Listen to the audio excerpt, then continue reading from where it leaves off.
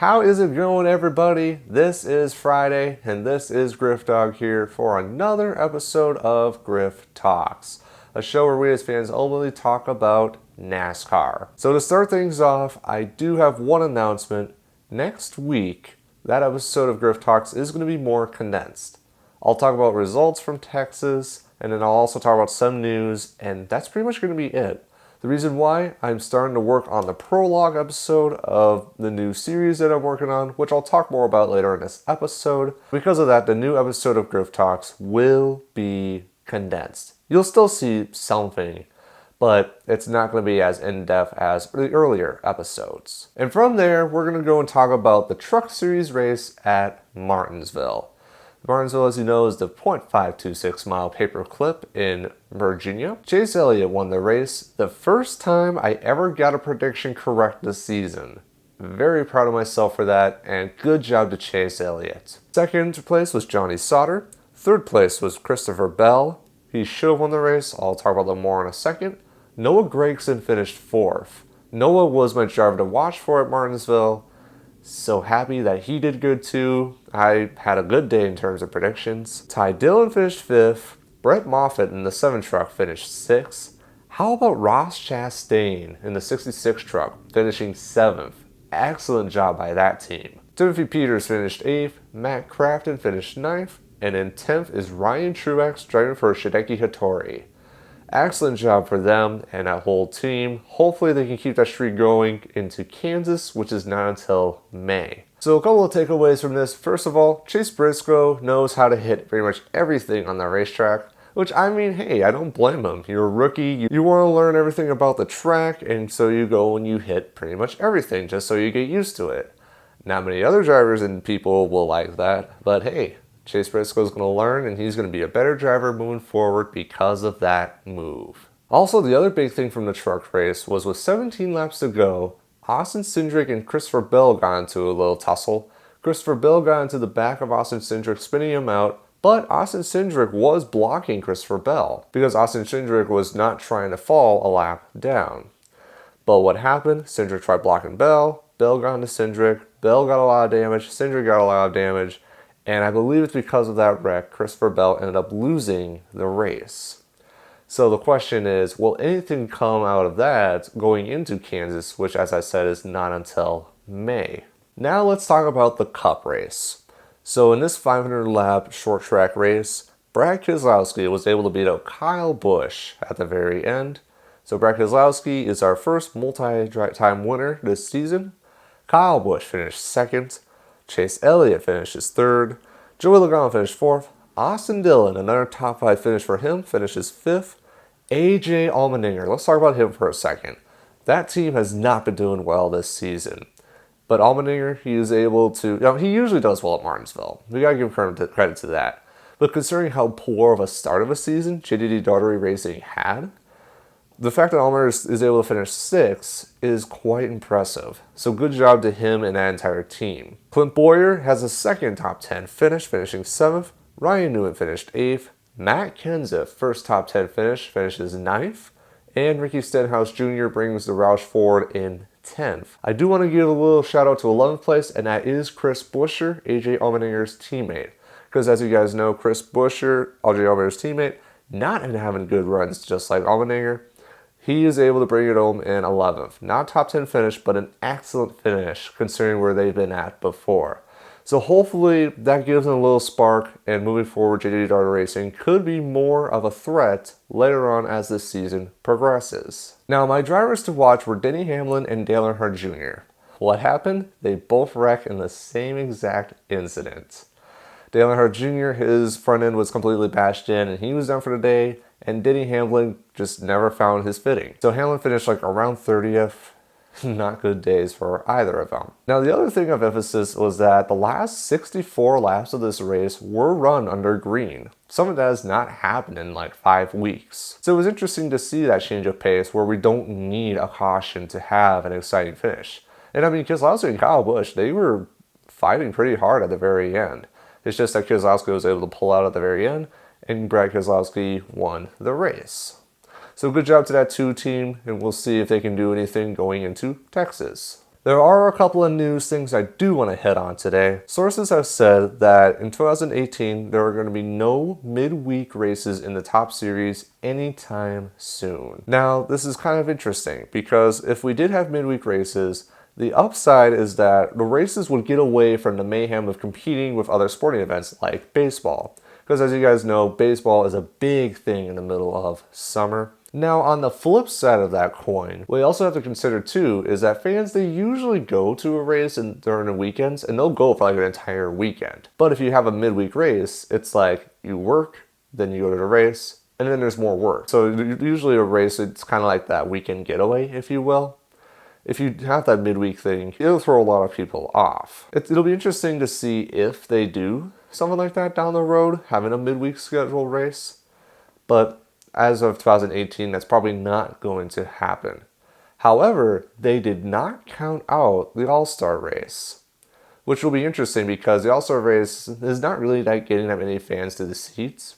So if you combine that with the Coke 600, maybe it'll bring more attention to Charlotte in that race. The other little bit of news I want to talk about is the Xfinity and Truck Series. Their Banquet is going to be moved from Miami, Florida to Charlotte, North Carolina. What's going to happen is instead of having their Banquet being the Monday after their Homestead race in Miami, Florida, because they're all there already, they're going to wait until December 9th and they're going to go to Charlotte, North Carolina to the same place where they have the Hall of Fame induction ceremony.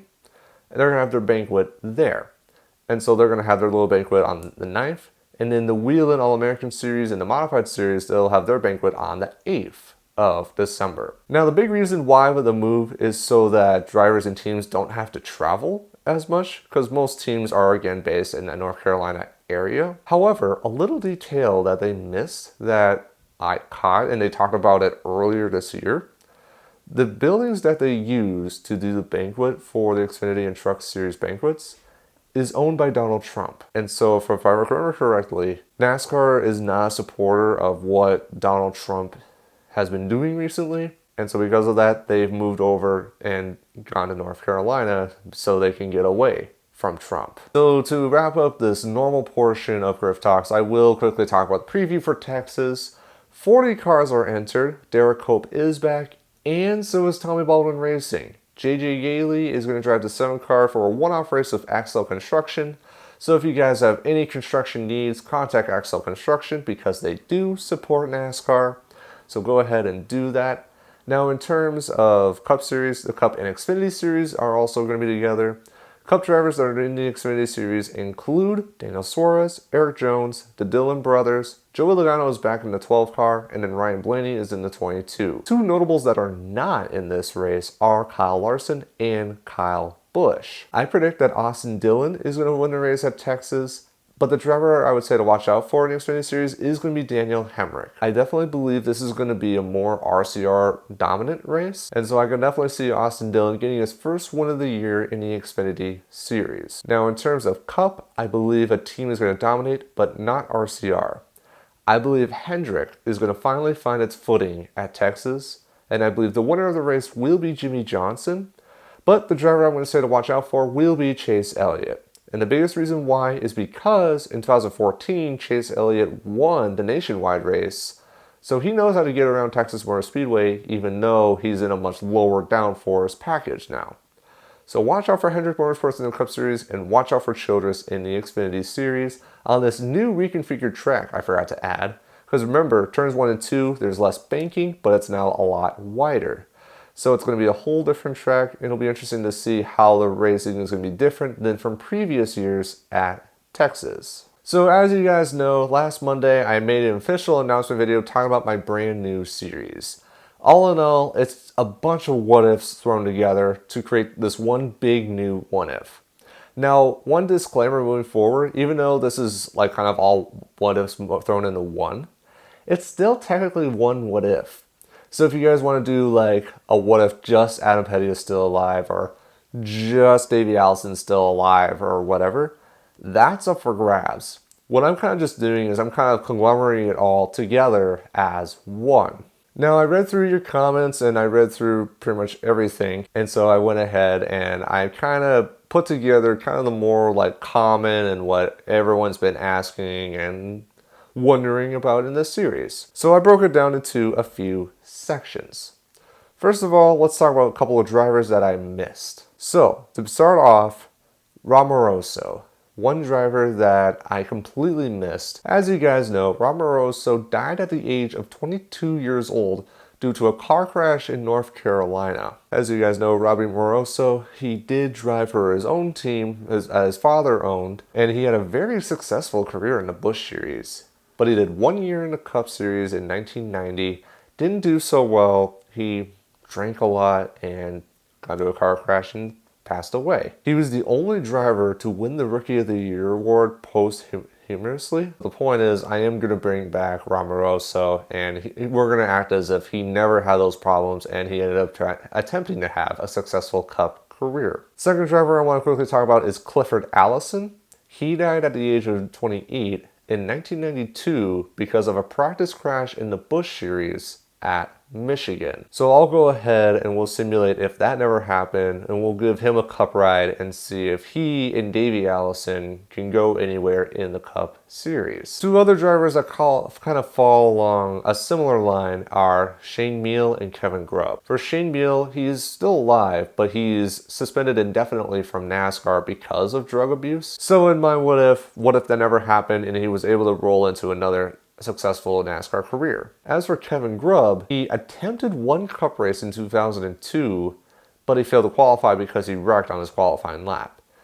Besides that, he did several Busch races, he did a few truck races, but like Shane Meal, he was also suspended because of drugs, and in 2009, he ended up committing suicide. So what I'm saying is in 2003, he was able to go ahead and have a rookie run, and we'll see if Kevin Grubb goes anywhere in the Cup Series as well.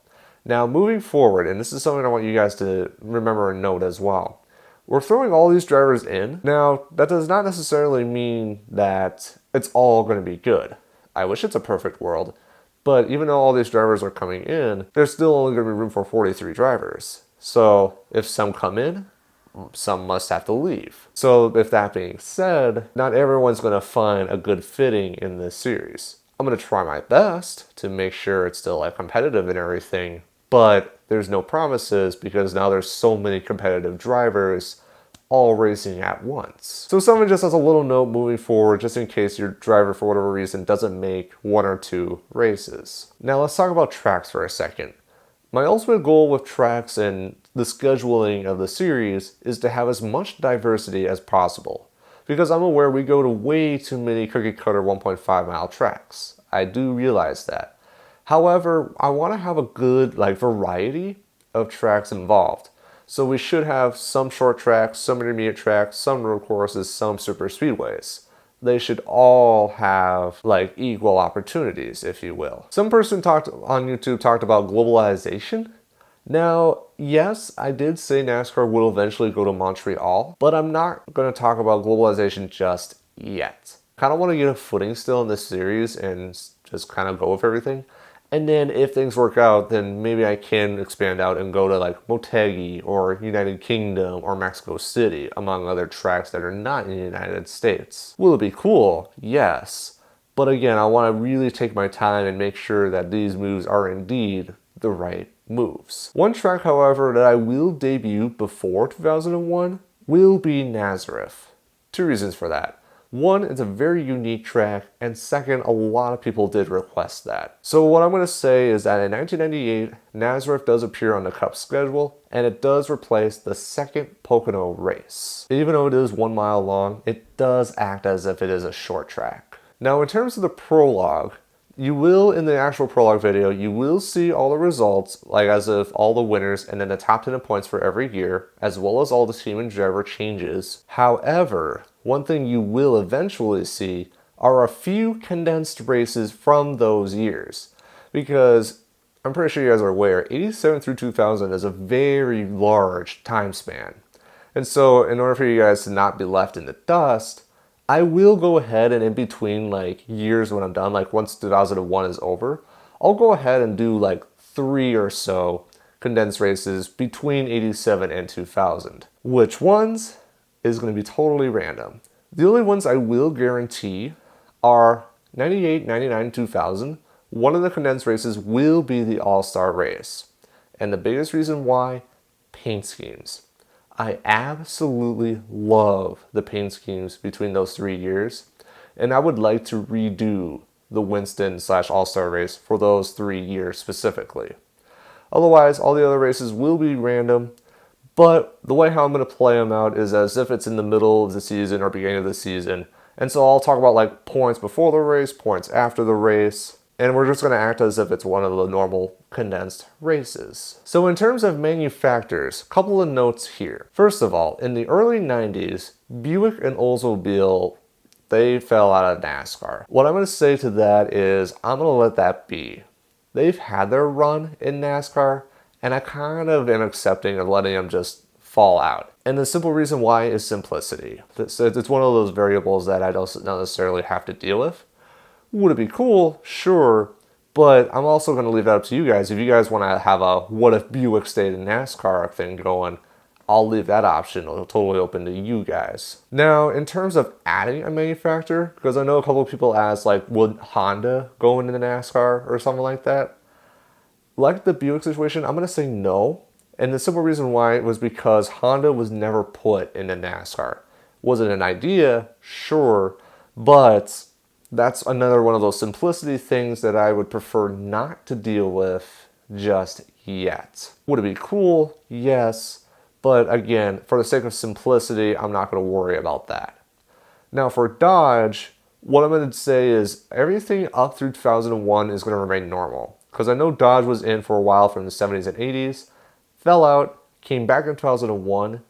But then what will change is that after 2012, as you know, Dodge left. Dodge will stay in this what if. Kind of like what I did with the Dale Earnhardt what if. And then finally, in terms of manufacturers, the first of the big questions I asked was, what do I want to do with Pontiac and Toyota? After reading your guys' comments and doing a little research, this is what I'm going to do. Pontiac will stay through 2010. And then Pontiac in real life closed down. And so I'm going to follow that route. And Pontiac will leave NASCAR after 2010. Toyota is going to remain the same. They'll come in 2007 and they'll be one of the 5 manufacturers between 2007 and 2010. So on that side note, I did mention that it's going to be car of yesterday, pretty much all the way across, and that does include through today. So like I know I said no car tomorrow, that also means no Gen 6 car either, as in we're going to stick with the Gen 4 all the way through. So I know that there are car of yesterday car sets made for pretty much every year. I am going to look out for those, and I will use those to my advantage when the time comes. I'm not going to hit those anytime soon. So then Amazing Tommaso 1, he talked about broadcasting, and he's like, will being with Fox or ESPN or whatever have to do with this series? For copyright reasons, I'm going to say no.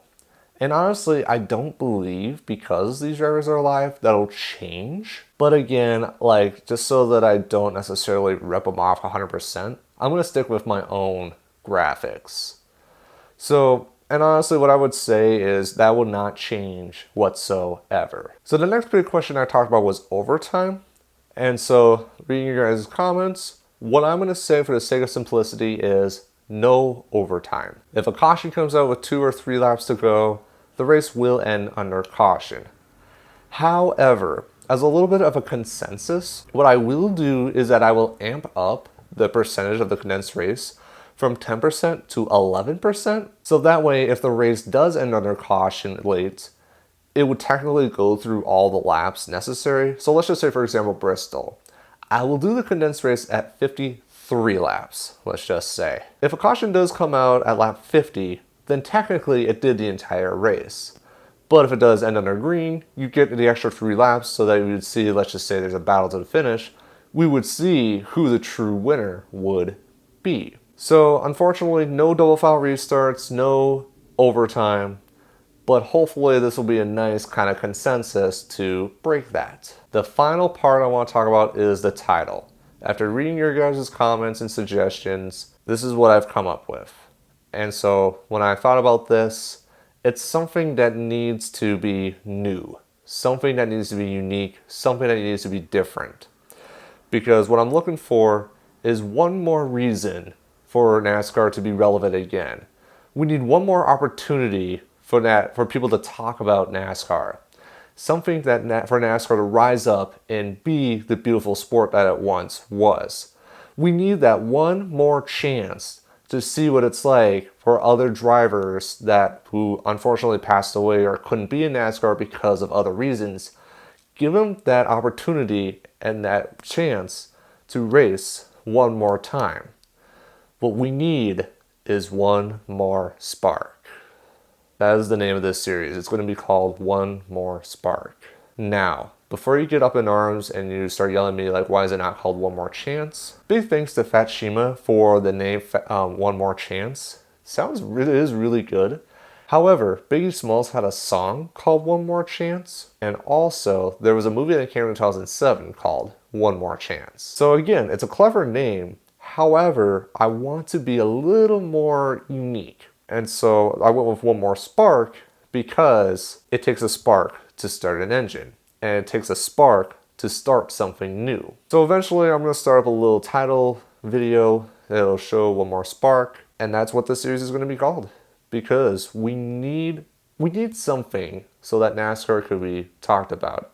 Now again, I am not the owner of NASCAR. It'd be cool, but I'm doing the best thing I can do, and that is show a world where drivers had the opportunity to race at such unique, diverse tracks. Now, I understand the reasons why NASCAR is not doing that, but why can't I do it? And so again, as I'm doing all this, I have great love and great respect for NASCAR. Like, I want to see them succeed. And what I hope is through this series that they can maybe get some ideas from this, and then maybe they can make NASCAR as a whole better.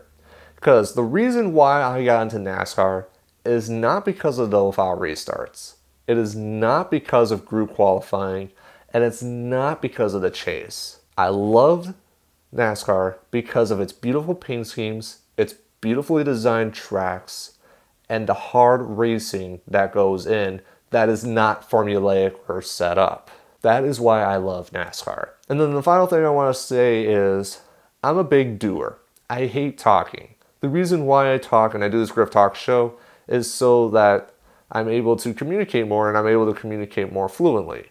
And it's taken me 13 episodes to get there, sort of. I do make a few mistakes here and there. Heck, and even in the last episode, I said that Kyle Larson was a woman, even though that's not true. Kyle Larson is indeed a man.